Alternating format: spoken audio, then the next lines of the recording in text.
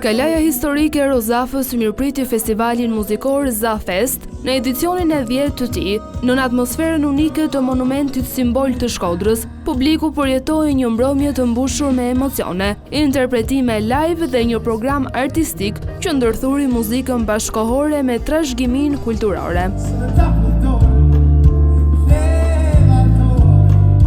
Ideatori i festivalit Vlashen Sata thot se ZaFest synon të jetë shumë më tepër se sa një festival muzikor.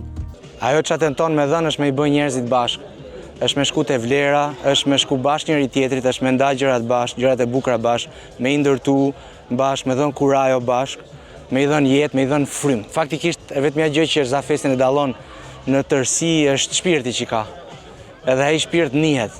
Edhe njerëzit e kanë përqafuar edhe njihen pjesë e tij duke pas këtë lloj boshti. Mbrëmja u shoqërua nga interpretimet e disa artistëve të njohur, mes tyre Shpat Deda dhe një grup francez, të cilët sollën në skenë repertorin e tyre, të mirëpritur me duar trokitje nga publiku i pranishëm. Festivali mbyllet me natën e tretë sërish në ambientet e Kalas së Rozafës me pjesëmarrjen e artistëve të tjerë vendas dhe të huaj.